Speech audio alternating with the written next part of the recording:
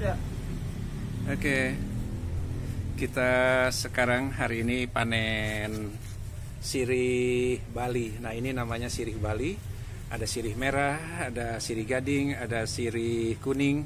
Tapi ini adalah salah satu jenis sirih yang saya dapatkan dari daerah Bali. Waktu berobat asma, dan sirih Bali ini sendiri selain untuk hiasan disimpan di pot bagus sekali dia karena rimbun, juga untuk obat. Jadi daunnya direbus 5 lembar atau diseduh pakai air panas dan diminum setelah hangat. Ini KUT hari ini sedang panen sirih Bali yang sudah ditanam sekitar 3 bulan. Sekarang sudah banyak sekali. Nah, ini kita sambil belajar sabar karena batang per batangnya berkaitan ini. Serius banget tuh KUT tuh, liatin tuh. Nah, ini tadi kita sudah dapat lagi satu rumpun. Ini kita sudah buat ininya medianya tadi, campuran dari sekam bakar, sekam mentah, media tanam dan juga tanah. Perbandingannya 2:1. Tanahnya 2 ember atau sekam bakarnya 1, sekam mentahnya 1 ditambah dengan media tanam. Ya, inilah hasil dari pengembangan atau memperbanyak sirih Bali. Nah, ini namanya sirih Bali. Daunnya berbentuk hati, warna daunnya juga hijau tua. Dan sirih Bali ini ternyata setelah kita perbanyak 1 minggu yang lalu ini kita bongkar dan kita perbanyak dari 2 pot yang memang saat itu sudah banyak sekali batang yang harus kita pisahkan, dan ini adalah hasil dari pemindahan atau pemisahan batang yang kita potong-potong, dan akhirnya sekarang ini dalam kondisi semuanya sangat segar. Itu kan kelihatan ini sirih Bali ini kelihatan hari ini setelah 1 minggu kita pisahkan ini kelihatannya lebih indah, dan nanti mungkin 1 bulan kemudian ini akan rimbun, dan karena kerimbunannya kalau kita simpan di pot ini akan menjadi salah satu hiasan, dan juga yang punya hobi mengumpulkan pohon sirih-sirihan atau juga seperti sirih gading, sirih enjoy, sirih merah, mungkin bisa juga menambah salah satu jenis sirih, yaitu sirih Bali. Ya, inilah sirih Bali yang saya perbanyak 1 tahun yang lalu. Jadi waktu berobat asma ya di Lombok, terus saya minta ke orang Bali tersebut karena saya berobat di orang Bali yang memang ternyata di depan rumahnya banyak sekali. Itu saya tanya, ini apa? Oh, ini sirih Bali. Nah, inilah yang sirih Bali ini selain bisa dijadikan untuk tanaman hias dan juga bisa untuk obat-obatan.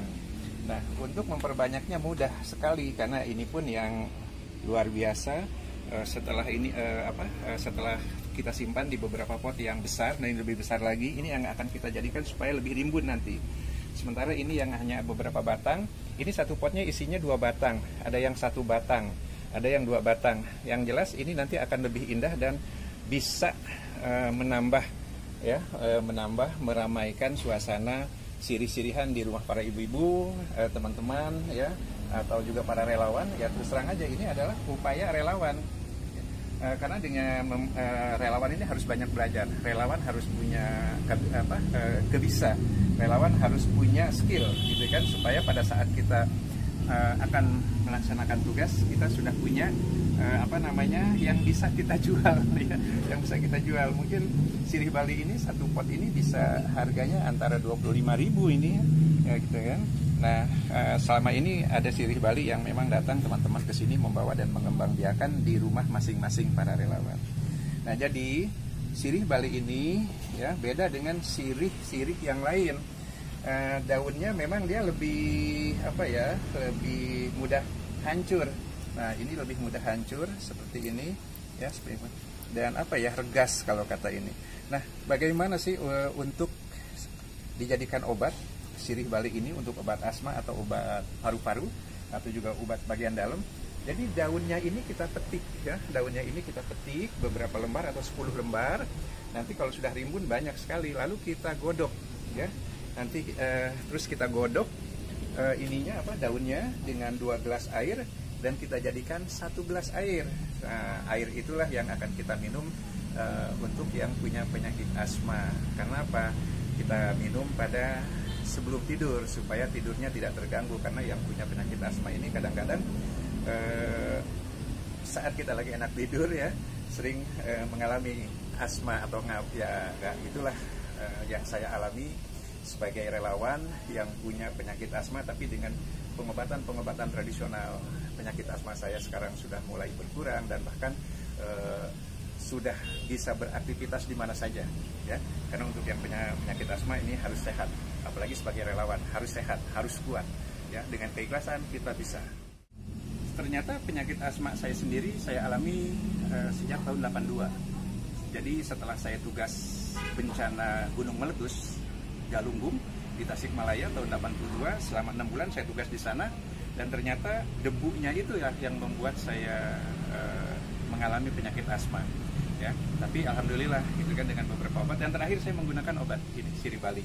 Dan mudah-mudahan teman-teman yang di luar sana punya penyakit asma atau juga punya penyakit paru-paru di dalam sini ini bisa mengkonsumsi sirih Bali ya.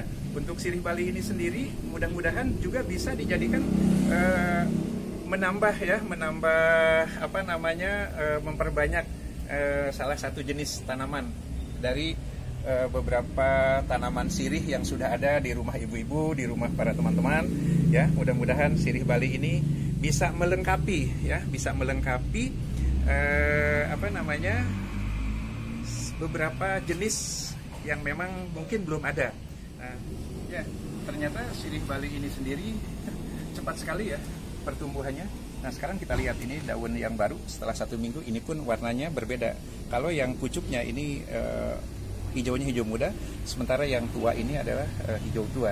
Nah teman-teman di luar sana, ibu-ibu yang memang hobi mengkoleksi sirih-sirihan, mungkin yang belum punya sirih Bali silahkan ini bisa apa namanya kalau menginginkan koleksi di rumah atau memperbanyak melengkapi koleksi sirih-sirihan yang sudah ada di rumah masing-masing, bisa melengkapi koleksi sirih Bali ya di rumah masing-masing atau di rumah ibu-ibu yang memang sirih Bali ini sangat bermanfaat sekali. Ya, inilah jenis atau salah satu bentuk yang kalau saya balik ini daunnya seperti hati, seperti apa ya, love.